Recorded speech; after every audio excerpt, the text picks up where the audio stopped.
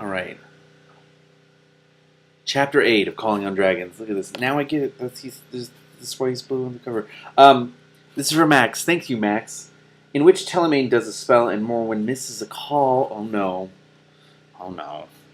The Grand Hall was as large as a ballroom. With a high ceiling and a green marble floor, sunlight streamed through a dozen windows in the upper half of the walls, and 2 branches of unlit candles hung below each window, ready for evening or a cloudy day. Minibar and Telemaine had pushed the few pieces of furniture, 5 high-backed wooden chairs and a long, low-backed couch, up against the far wall. In the empty center of the room, Telemaine had set up a large iron brazier, about 3 feet high and nearly 5 feet across. "Where on earth did you get that?" Simrine asked. "I ordered it from the dwarfs," Telemaine said, stooping to squint across the rim of the brazier, "and I had to send it back twice. The wizard liquefaction spell requires extraordinary precision in the initial stages. With considerable difficulty, he shoved the brazier half an inch to the right, and stooped to check its position once more. "I made a quick trip to his house just now to bring it," Minibar said. "I don't need the sword for a spell that simple." Simrine smiled at him. "Thank you. How long will this take?" "Not long," Telemaine said, rising. "You've got the lemon corns." The lemon corns. I can't do this. The lemons and the unicorn water. Lemon corns? That just makes me think of Adventure Time. Lemon grab and a unicorn. Oh, that's creepy. Okay. Morwen handed them to him. "I don't think I've seen a setup quite like this before. How did you think of it?" The design was not difficult once the theoretical basis for the spell was determined. Telemaine carefully set the lemons on the floor and opened the bottle of unicorn water. It glowed with a faint silver-white light as he poured it into the brazier. The efficacy of the cleansing solution in liquefying wizards suggested the operation of an antithetical principle, which... "Do you have to get him started?" Simrine asked reproachfully. "Yes," said Morwen. "I want to know how this works. Talk to Mendenbar if you'd rather not listen." From one of his many pockets, Telemaine produced a small envelope. As he mixed and poured and arranged the various elements of the spell, he explained each procedure in detail. Morwen was impressed in spite of herself. The spell was clearly a major magical achievement. Finally, the preparations were finished, and the brazier was half full of white foamy liquid. "That's enough," Telemaine said. "Now would all of you come here and hold your right hands over the brazier, please?" Frowning, he watched the bubbling liquid until the foam reached the lip of the brazier. Then he said, "Over and under, in and out, back and through and round about. Send them away when we wish them to go. Arglefrasser!" The liquid splattered upward as if someone had thrown a large rock into it. 3 icy droplets fell on Morwen's extended hand, and several more sprinkled on her robe and glasses. It was all she could do not to flinch. Then, with a burbling hiss like a giant steam bubble bursting, the liquid exploded into a dense white cloud and rolled over them. The clean parts of Morwen's glasses fogged up immediately. Beside her, she heard Mendenbar cough. "That's right. Take a deep breath." Telemaine's voice sounded very far away. Somewhere in the thick fog, Simrine gasped and started coughing. Warily, Morwen sniffed. The fog was bitterly cold and smelled strongly of lemons and bleach.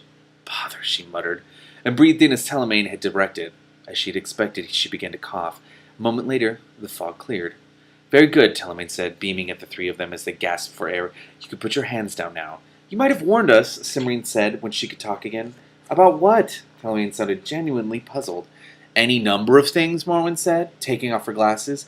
Concentrating briefly, she reached into her sleeve, pulled out a clean handkerchief, and carefully wiped the lenses. The temperature of that concoction, the fact that we were supposed to breathe that steam, the presence of bleach in the mixture, for example. "Why the bleach?" Mendenbar asked, in a tone nearly as puzzled as Telemaine's. Morwen settled her glasses back on her nose and scowled at Telemaine. "Take a good look at my robe." She held out her arm so that he could clearly see all the pale purple-gray dots where his magic fluid had splattered across the black fabric. I'm sorry, Morwen," Telemaine said. "I didn't realize it would do that." "Obviously." Tucking her handkerchief into her sleeve, Morwen shook her head. "At least the spell worked." "You sure?" Simrine said. "I didn't feel anything when it went off, except like coughing." "An unfortunate but necessary side effect," Telemaine said, nodding. "It may be possible to eliminate this discomfort in the future, but this time I thought it was best to use a proven method." Didn't you have to adjust for the number of people involved?" Morwen asked. "It's a simple matter of altering the balance of ingredients," Telemaine assured her. "And that trigger word is Arglefrasser," Morwen went on. "For all of us?" Telemaine nodded. "Say it, or think it very clearly, and point your finger at the wizard." "It's quite effective." "How did you pick a word like Arglefrasser?" Simrine asked. "I wanted something memorable." "It is that," Morwen murmured. "Telemaine, if you are quite finished, I am going home. I want to change clothes and make arrangements with the cats before I go sword hunting. Oh, and take a look at Killer before you leave, or he's likely to float off and starve." "Float off?" Simrine shook her head. "Morwen, in your own way, you could be just as bad as he is. It's like this, Telemaine." She began explaining what had happened in and around the kitchen. Frowning, Mendenbar moved closer to Morwen. "I understand why you want to stop at your house before we leave," he said, "and I know you can get yourself back there somehow. I have my broom with me, Morwen said. It's outside by the front door where we arrived. Mendenbar nodded. Still, I'd like to get this expedition underway as fast as I can. If I send you home on a quick spell, you get there much sooner than if you fly. That would be fine, as long as you're willing to send my cats and my broom with me, Morwen said. And make sure someone remembers about Killer. He's a nuisance, but it isn't his fault that he's turned into a 6-foot blue floating donkey. Well, mostly it isn't. Oh, shit. Of course. Mendenbar's eyes got a faraway look, as they always did when he was drawing on the magic of the enchanted forest. His right hand moved as if he were plucking a string, and Fiddlesticks, Jasper, and Scorn appeared on the green marble in front of Morrowind. All three were crouched around a bowl-sized circle, and Fiddlesticks had cream on his nose. Hey, said Fiddlesticks, I wasn't finished. I'll give you something more when we get home, Morrowind said. I believe that's everyone, Mendenbar. I'll see you later, then, Mendenbar said, and raised his hand. Telemaine and Kazul and I will meet you at your house. We won't be long. His fingers twitched, and the room started to fade. As the walls blurred into gray mist, Morrowind heard Telemaine say, about this expedition, Mendenbar, I don't think... His voice grew faint and far away, and then was swallowed in the mist. Oh, you don't think what? A moment later, the mist cleared, leaving Morwen standing in the large open area in the front of her house. Remarkably convenient, Morwen said, bending to pick up her broom. He could have set us on the porch if he wanted to. Jasper strolled forward and paused at the foot of the steps. Do you need me for anything now, Morwen? I didn't mean the transportation, Morwen said. I was referring to the timing. And no, I won't need you for a while. Then I'll just take a nap until you do. All this running around is exhausting. Jasper vanished under the porch. To hang out with his mice. That's totally what that's it. What timing? Fiddlesticks asked. Do you mean it's time for some fish? No, and I mean that I won't have to help explain to Mendenbar why he can't leave the enchanted forest to look for his sword. Oh, I don't think that's what he's... Oh, boy. Morwen walked briskly up the steps and set her broom against the wall next to the door where it would be handy. Scorn, please get everyone together in the garden in about half an hour. Half an hour? I thought you were in a hurry. We are, but it'll take at least that long for Cymrian and Telemaine to convince Mendenbar that he can't go. Run along now. I've got to pack. With that, Morwen pushed open the front door and went inside. Slightly less than half an hour later, Morwen walked out the back door into the garden. The sleeves of the bleach-speckled robe had been emptied and disenchanted, and the robe itself dumped into the rag basket. She had transferred the sleeve spell to her new robe, identical to the old one except for the bleach speckles, and packed both sleeves with magical supplies and a variety of everyday items that might come in handy, including several lemons, a small collapsible bucket, and a bottle of liquid soap. Spells or no spells, Morwen did not intend to take unnecessary chances. Oh, she's so smart.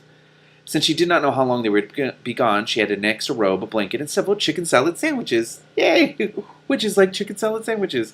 She considered putting in a few bottles of cider as well, but there were limits to what the spell would hold, and her sleeves were growing heavy, a sure sign that the limits were close.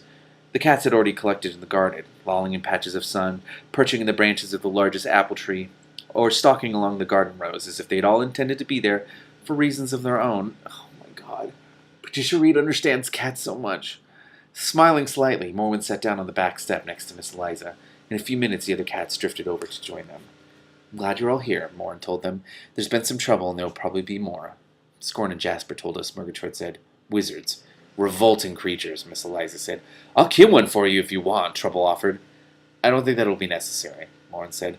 Telemaine and I hope to retrieve the King's Sword and put a stop to this nonsense once and for all. Trouble and Scorn will come with me. The rest of you will stay here and guard the house and garden. How long will you be gone? Aunt Ophelia asked. I'm not sure. At least a week, I expect, unless we're very lucky.